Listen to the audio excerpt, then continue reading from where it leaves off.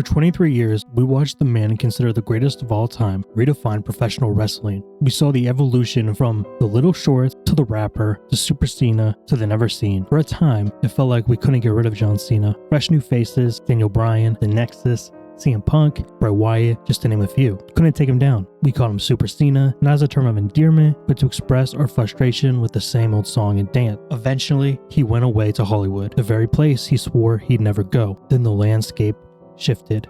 He fought AJ Styles, won his 16th, lost to The Undertaker, lost to The Fiend, Solo Sikoa, and Austin Theory. And his time was finally up.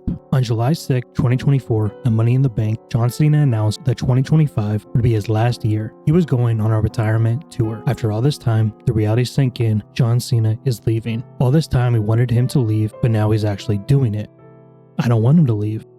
On Raw on Netflix, Cena announced he would enter the Royal Rumble. We hung on his every word. We wanted him to win. If he wins, he competes for his historic 17th world title win at WrestleMania. The final two, John Cena and Jey Uso, the GOAT and the underrated cousin of Roman Reigns. We love Jey, but Cena's got this in the bag. Both go over the top rope. It's anyone's match. And then Cena hits the floor. Jey Uso wins the Royal Rumble. In any other circumstance, this would have been an amazing moment. The crowd is in shock. Cena is stunned. Jey is celebrating.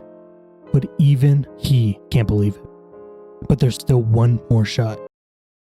John Cena goes Super Cena once again. He uses his political power to insert himself into the Elimination Chamber, where the winner gets to face the world champion that's not picked by Jey Uso. Cena's serious now, stern, mad. Inside the Elimination Chamber, he displays unusual behavior. When Seth Rollins attacks CM Punk, Cena takes a dirty advantage, uncharacteristic. Cena wins the match and earns a title shot against his friend Cody Rhodes. But when The Rock, who doesn't show up to work later, comes out alongside Travis Scott, who we wish didn't show up to work later, John Cena did the unthinkable. He kicked Cody Rhodes in the balls, turned his back on Cody and the fans. For weeks, he cut promos calling the fans toxic, feuding with R-Truth, Randy Orton, and CM Punk. In the middle of it was WrestleMania. John Cena versus Cody Rhodes for the WWE Championship, and thanks to the help of Travis Scott, whose swag walk took 3 to 6 minutes during a fast-paced match climax, according to a reputable source, ChatGPT, Cena used the belt to hit Cody, and John Cena became the never-seen 17. Winning the most WWE championships recognized by WWE. Cena eventually lost to Cody Rhodes at SummerSlam, having a change of heart. He realized the error of his ways. He realized that during his cheating, the fans had kept cheering for him.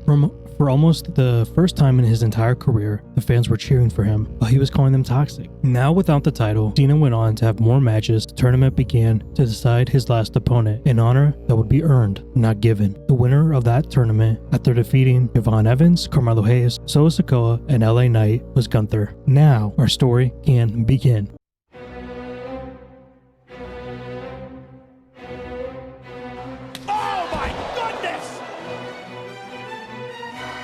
I did what I said I would do. I made John Cena give up. And when he gave up, he tapped out like a little bitch.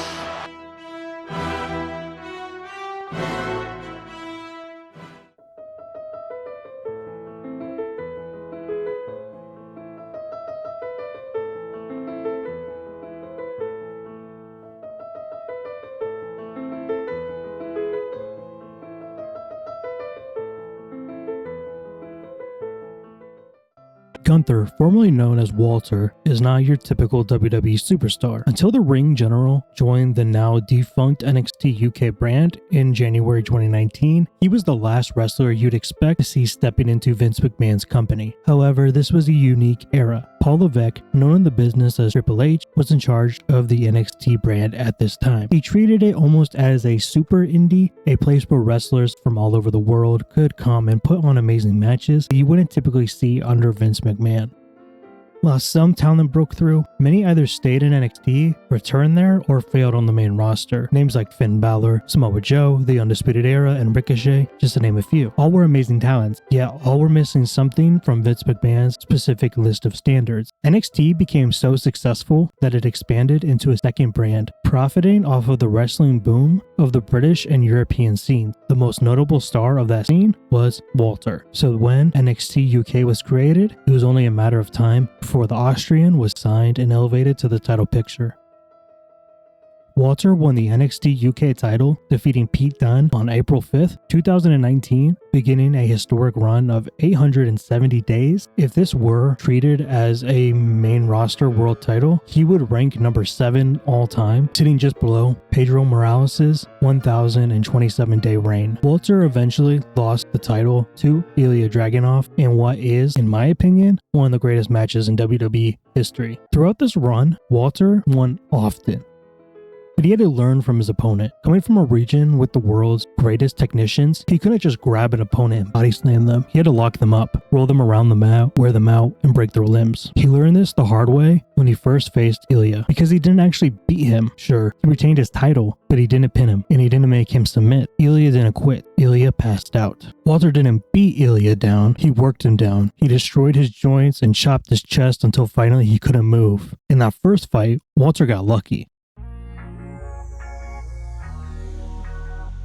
After a stint in both NXT UK and NXT, Walter was repackaged as Gunther. It was a questionable move at the time, but most fans now feel it was the right move looking back. Maybe I'm wrong, I'm sure I'll be corrected if I am. Gunther was brought up to the main roster, something very unexpected, but rumors were circulating that Vince McMahon was very unimpressed by Gunther, which was expected. Not that Gunther isn't good, far from it, but because we can read Vince McMahon like a book, and we knew that that was coming. 3 months later though, Vince McMahon got much deserved justice and was forced out of the company, and Paul Triple H Levesque became the head booker. And it wasn't a surprise that Triple H was very fond of Gunther.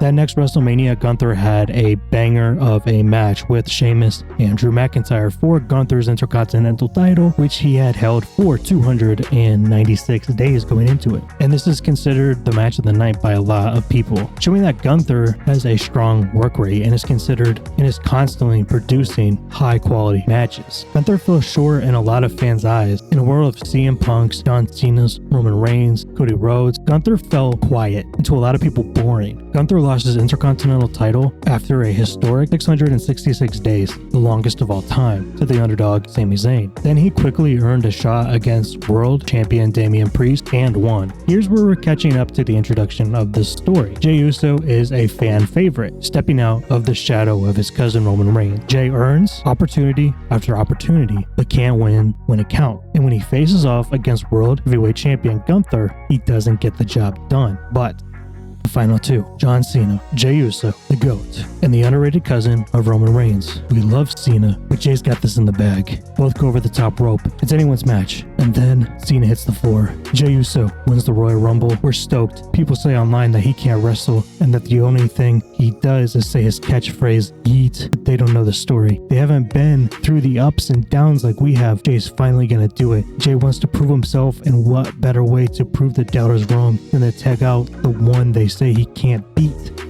The technician versus the entertainer, Jey Uso versus Gunther for the World Heavyweight Championship. Jey and Gunther take each other through a competitive match, back and forth, wearing each other down. Jey Uso is fighting like we haven't seen him fight before. Gunther stays strong, but Jey gets him down and goes for a sleeper hold. Gunther taps. Jey Uso is the World Heavyweight Champion.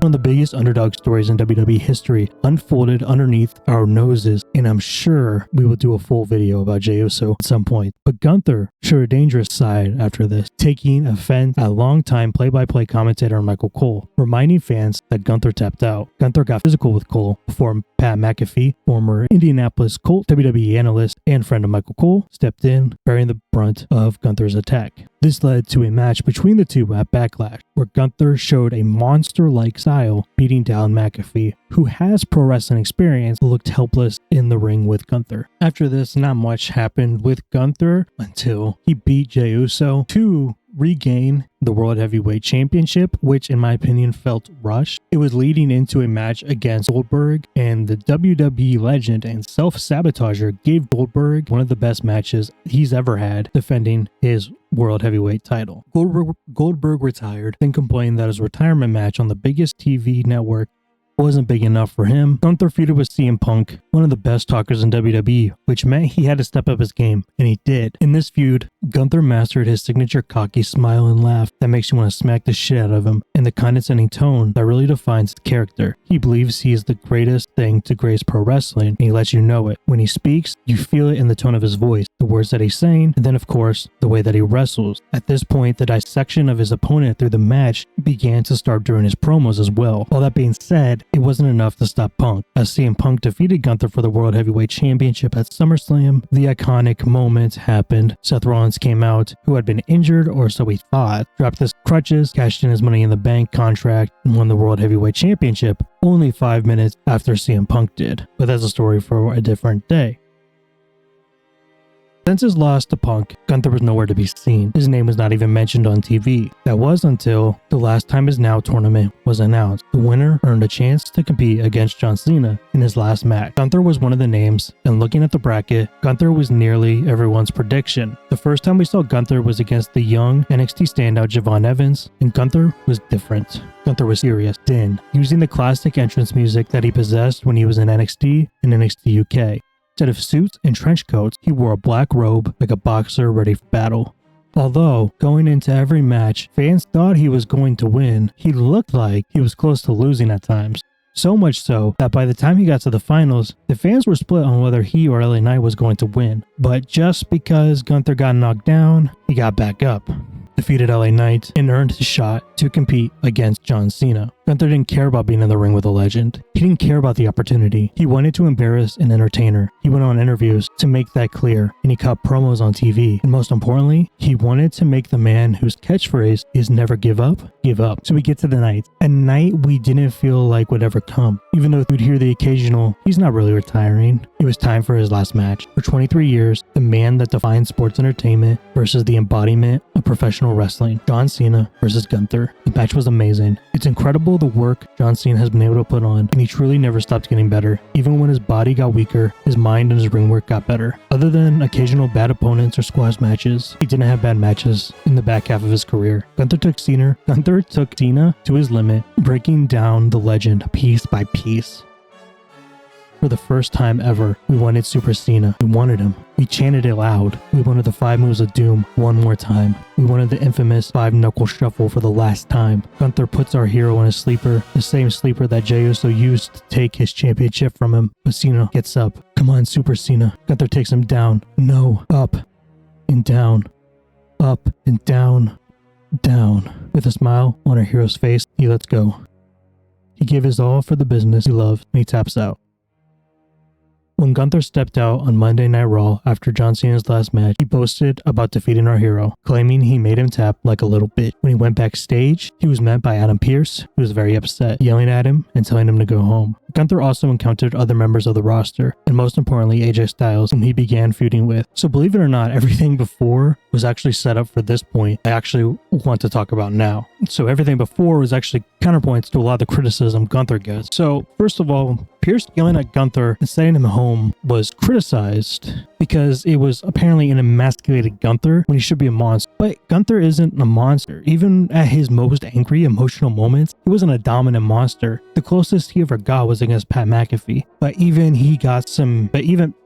Pat got some offense in. So I'm not sure when this narrative got started, but I hope the rest of this video explains that Gunther is he's an intelligent psychological wrestler, not a monster. And the reason why I like Gunther laughing off Pearce, and I thought this immediately, and I don't understand why people don't understand this, was, and the thought is reinforced by the backlash, by why people don't like it, is when I see this Gunther character, I think of him just emotionally here. So when Adam Pearce is getting worked up and starts yelling at him, Gunther's just going to laugh him off because Gunther is just confident in himself. It's the same thing when AJ Styles slaps him the weeks before the Royal Rumble match, which this is recorded before the Royal Rumble match, so I don't know what happens yet in that, but Gunther was pissed off, but he didn't hit him. He knew he was going to somehow win. So people are upset because they are assuming that they understand, but they're just not. They're typecasting him into a character that he's not, and they're upset that he's not that character. But that's going to be it for this video. That's literally it. I think you're wrong about Gunther. And if you also think that ticket prices are too high, or you actually enjoy taking out a second mortgage to see a WWE show, click on this video.